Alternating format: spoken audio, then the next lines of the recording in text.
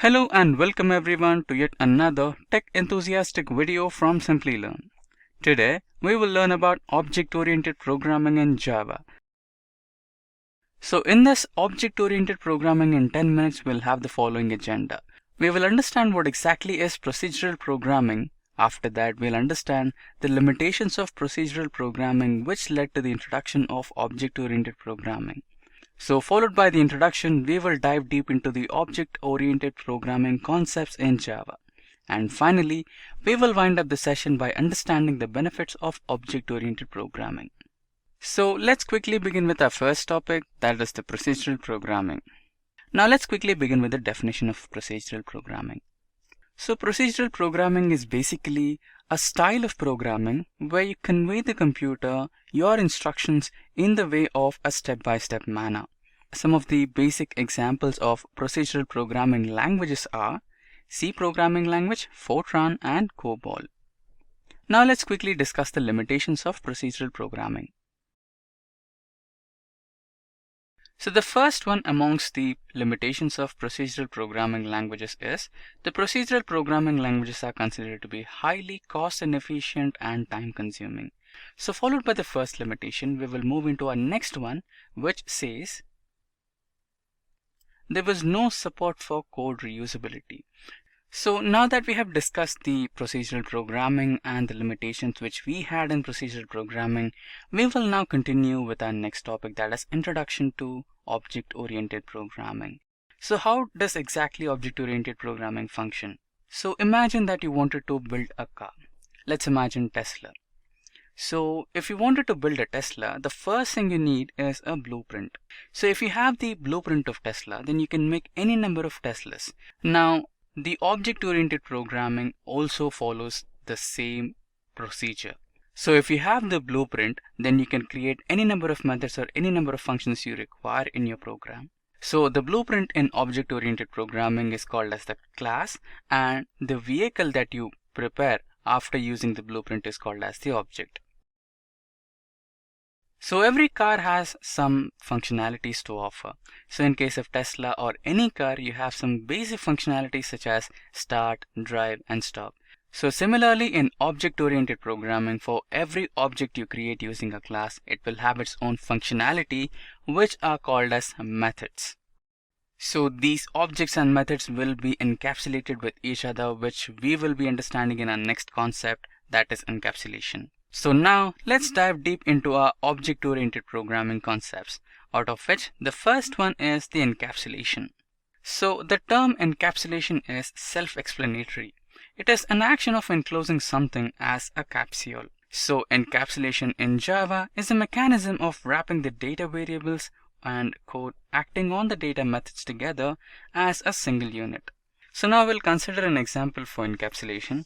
So as discussed before, the car has some functionality such as start, drive, and stop. And similarly, inside car we have few more functionalities. Just for an example, the battery levels in your car. So there is a battery level indicator which provides you with the information whether the battery is full or empty.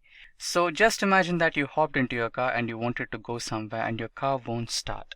So what will you do first? You'll check the dashboard and then you'll have a notification that your battery levels are low. So this is how you find the error in the most simplest way and the easiest way. And in the same way, even the object-oriented programming, if you use encapsulation, then you can easily find where exactly the error is lying, unlike what the problems we faced in procedural programming. So this is how encapsulation works, where you encapsulate the object with its methods. Or in other words, you keep the data members and the data manipulation operations together as a capsule in object-oriented programming. So followed by encapsulation, the next procedure we follow in object-oriented programming is the abstraction. So basically, abstraction in Java is a process of hiding complex code implementations from the user and providing him with only the vital information. So here we'll consider the Tesla example again. So if you look at the Tesla dashboard, there are many functionalities that the Tesla infotainment system provides you with. You have self-drive assist, you have all the entertainment system you need, you have the navigation system, you have everything you need at your fingertips. So all you can see is a single console on the center of your dashboard. So you have another screen near your steering wheel which shows you the speed limit and the battery levels, etc. So how is this possible with just two screens? So every programming you made in your Tesla is lying inside the chip behind your screen, which is not visible to you, and no user cares about what's written in your code, what's functioning your system or your car. He's just concerned about what's the functionality is provided with the car. So that's what exactly abstraction is. So the user will be provided with the only required information what is looking for, hiding the unnecessary complexities in the code. So followed by abstraction, the next important object-oriented programming concept we have is the inheritance. So just imagine there is a pre-programmed method available and you wanted to use it in your program. So is it better that you type the entire program again or just inherit it into your program? So in procedural programming, you had to write the entire code again, which did not offer the code reusability or the inheritance concept. So in object-oriented program, you can use the entire previously programmed method into your current program just by using one single keyword, which is extends, and done. So now let's consider that you wanted to create your own Tesla Cybertruck. So the Cybertruck will be having the same functionalities of Tesla Model X, which is the start, drive, stop, and followed by that you'll be having the infotainment system and navigation system, battery level indicators, and many more. So this is actually the theory what inheritance means.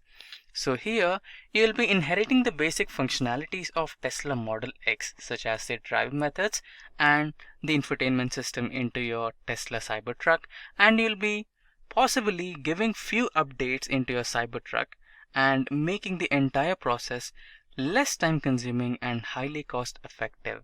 So this is how the inheritance works. So followed by the example, we will discuss the types of inheritance that Java programming has to offer. Don't worry about the object-oriented programming concepts in Java. I'll drop down the links in the description box below to each and every object-oriented programming concept, that is encapsulation, abstraction, inheritance, and polymorphism separately. So now we have the 4 different types of inheritance available in Java, which is the single inheritance, multi-level inheritance, hierarchical inheritance, and hybrid inheritance. There is also another type of inheritance, which is the multiple inheritance, which is not basically possible in inheritance, but it is made possible by the use of interface. And I'll drop down a link in the description box below about the interface in Java as well. So followed by inheritance in Java, we will move ahead into our next important concept in Java, which is the polymorphism. So polymorphism is the ability of any object in a class to perform tasks in multiple methods. So this is known as polymorphism in Java. So to understand polymorphism in Java, let's understand simple and small analogy, which is the draw function. So if we wanted to draw some geometrical shape, which is circle, square, triangle, or rectangle, you just need to call the draw method. So when you call a draw method for circle, it will draw a circle. When you call a draw method for square, it will draw a square. So basically you are calling the draw method, but it is performing different shapes according to the different requirements. So this is how polymorphism works. So basically the method is same, but it performs in different ways. So followed by polymorphism, we enter into our last segment of object-oriented programming under 10 minutes. That is the benefits of object-oriented programming. So let's keep it simple. The benefits of object-oriented programming are: the first one, encapsulation. So encapsulation is used to lower the complexity and improve the code reusability, and it is also helpful in finding and rectifying errors in a much quicker and easier manner. So followed by encapsulation, we have the abstraction. So the major motto of abstraction is to hide the complexities from the user and isolate him from that and provide him with only the necessary information what he needs. So followed by abstraction, we have the inheritance. So inheritance basically removes the code redundancy, where we reuse the code or inherit the code from the previously coded method or class and inherit directly into the current program which saves time and it is highly cost effective. So followed by inheritance, we have the final one, which is the polymorphism, which helps in code refactoring in a simplest way. So these were the benefits of object-oriented programming concepts in Java. So with this, we have come to an end of this particular session. If you have any queries regarding object-oriented programming in Java or any other concepts related to Java, feel free to drop them down in the comment section below, and we will have your questions answered from our experts as early as possible. This is Ravi signing off, and thank you. Until next time. Hi there, if you like this video, subscribe to the Simplilearn YouTube channel and click here to watch similar videos. To nerd up and get certified, click here.